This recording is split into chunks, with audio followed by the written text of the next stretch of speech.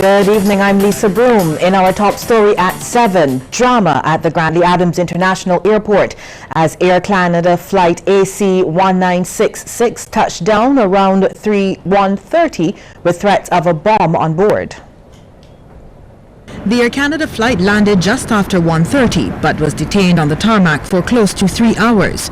During this time, police boarded the plane and searched, using sniffer dogs to determine if any weapons or explosives were on board. They also interviewed passengers who were then allowed to leave the plane just after 4 o'clock. According to some of them, the ordeal started about an hour and a half after the flight took off from Pearson International in Toronto. They say the man, whom CBC understands is 66 years old, started mumbling and behaving erratically.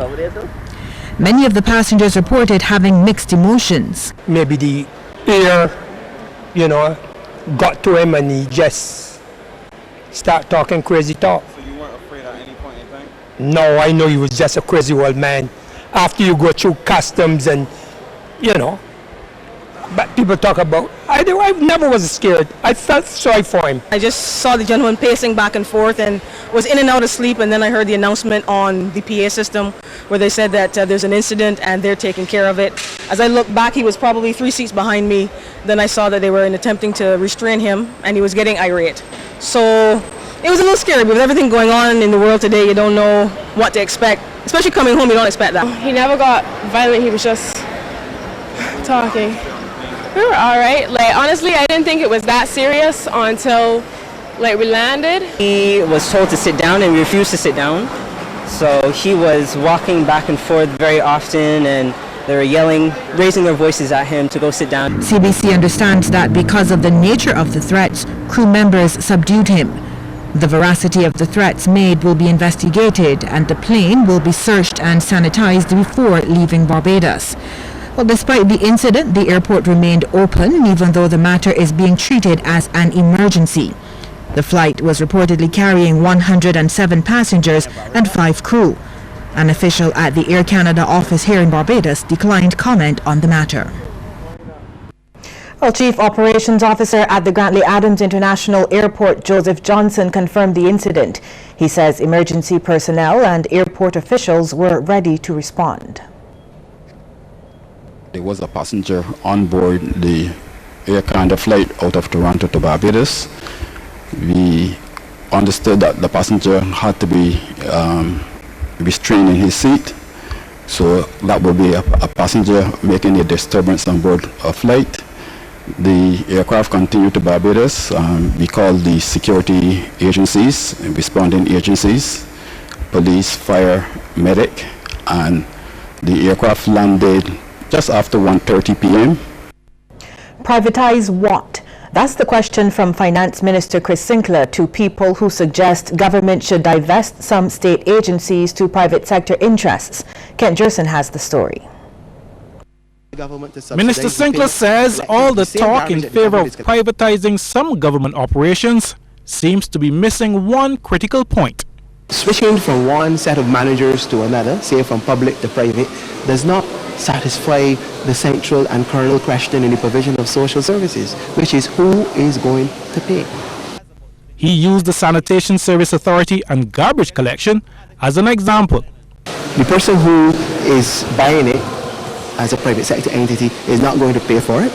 They're going to want to have it paid for.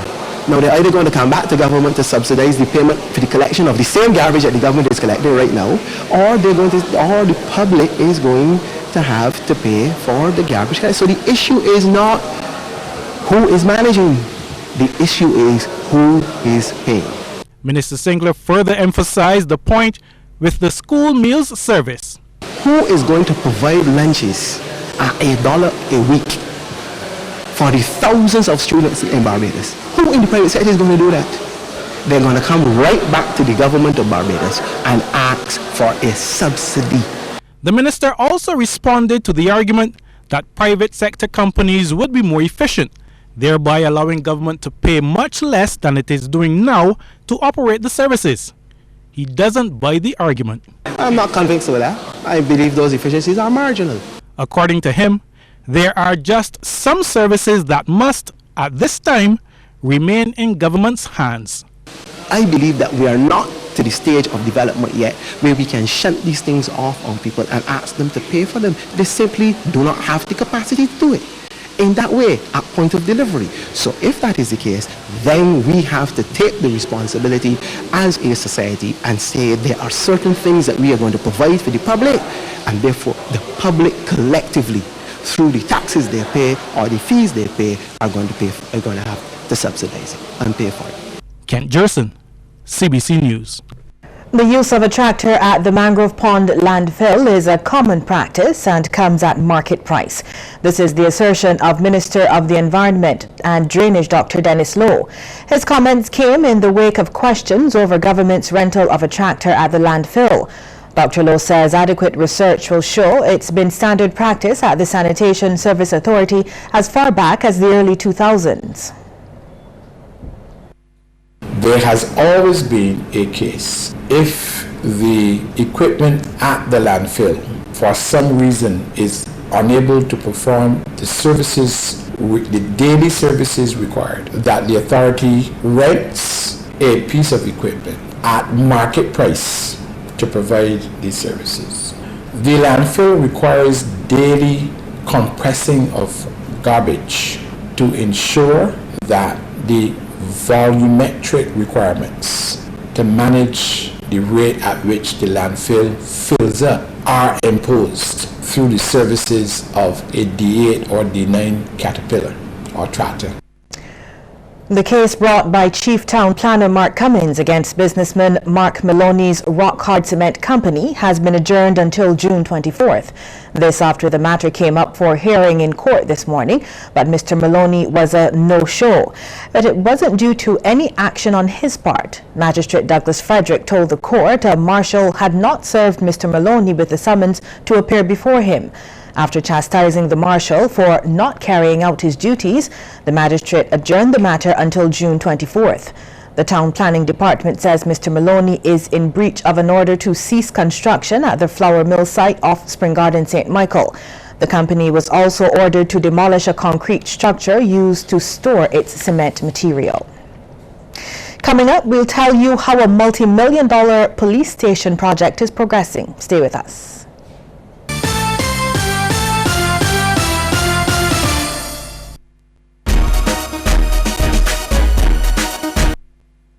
Don't let your data experience slow you down. Step up to Digicel, Barbados' fastest 4G network, more than twice as fast as the slow network. Get more with Digicel.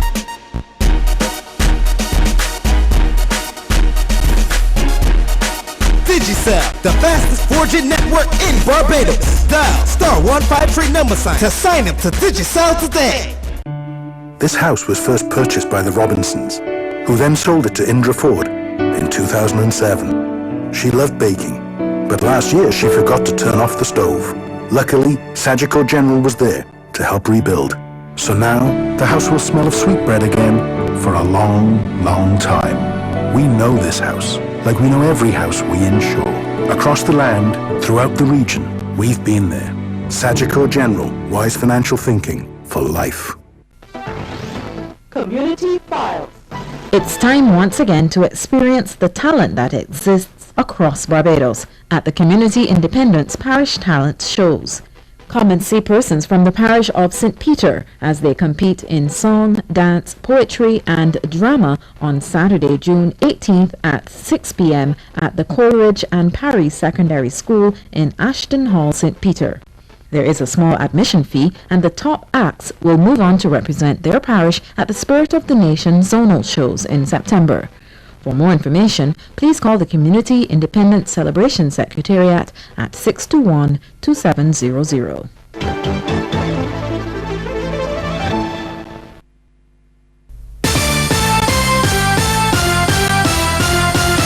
A $76 million renovation and construction project of police stations is in line with the scheduled completion. This was revealed during a tour of the sites by the Attorney General and members of the media. The multi-million-dollar project will see the refurbishment of the old Black Rock police station and repairs to the male barracks at Central. It will also include the construction of a new police station and magistrates court at the Cane Garden complex, as well as a new Worthing Hastings police station. The project started around 6 months ago, and Attorney General Adriel Brathwaite says he is satisfied with its progress so far. I think generally we seem to be on course, except for the first project at Cane Garden, where we had some challenges in terms of the foundation. But as I said a bit earlier, maybe that's a blessing in disguise, because we've ended up with some additional space. Cost-wise, I think everything seemed to be on stream. I think that's the most important thing, because we've been given a budget and we've been told that we will not be receiving any more money. The new Worthing Hastings police station is being built by ADC Building and Maintenance Limited. So far, only the foundation of the ground floor has been laid. Architect Erskine Rose of SRM Architects says the site is being developed with UNESCO in mind. Part of the development of what you see is guided by our whole UNESCO relationship and this garrison area, and what we can do and what we can't do. So we've had to try to come up with an idea that expresses some of what is already around the garrison, and try to get the building to fit back into this particular environment, which without being too offensive. Over at the Cane Garden complex, Selwyn Small of SCS Architects gave details about the work. It comprises of 2 buildings. It comprises the police station and the magistrates court, and there is also a covered car park area for the senior officers and the magistrate, so that they can have a secure entry into the building, into their station, without coming into contact with either the public or the accused persons or anything like that. Major electrical upgrades will be done to the male barracks at Central Police Station. The gym will also be expanded as part of wider improvements there. Project manager of the DLN Consultants Inc., Marlon Gittins, says at this rate the site will be finished ahead of time. It is scheduled to be completed on 25th of June 2017. Yes, we're basically on track in terms of schedule. We're actually a little bit ahead of schedule at this time. So we're hoping that we can complete before the projected completion date. The final site, the old Black Rock Police Station, will house 2 police units, the Truth Verification Unit and the Family Conflict Unit. The engineers at this site say preservation will be a key part of the station's renovation. All of the projects should... Faiza Bana is the winner of the 6th Right Start Primary School's speech contest. The Al-Falah Muslim Primary School student emerged victorious in the keenly contested competition at Olympus Theatres. She delivered a compelling performance on the theme Freedom, 50 Years and Beyond, in recognition of Barbados's Jubilee Independence celebrations this year. This, our 50th year, is very significant. We must become further in tune with our culture, appreciate the value and honor of holding the title of being a Barbadian. You might look at me and say, well, she's an Indian, she founded probably goes to Swan Street. And though you may think, I am not your average Bajan, all you gotta do is come to my house and hear some good old Bajan, especially when I go scream at my hard-eared little brother. Well, second place went to Narisha Sioda of St. Margaret's Primary School, while Latavia Hazel Codrington of Hinesbury Primary came third. The main sponsor is Republic Bank, and Managing Director Ian D'Souza says it's one of the institution's most developmental initiatives, of which it is very proud. He adds shaping articulate young people has positive, far-reaching consequences.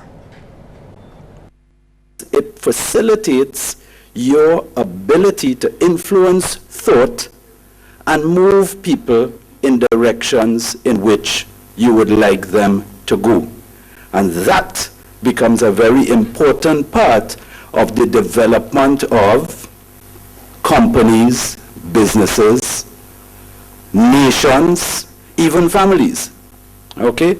So what I'm saying is that what this is about is not just about teaching youngsters how to speak and articulate in public, but it is very much a part of building young leaders who will go on to influence the world. So to come, a look at some of the stories making headlines across the region.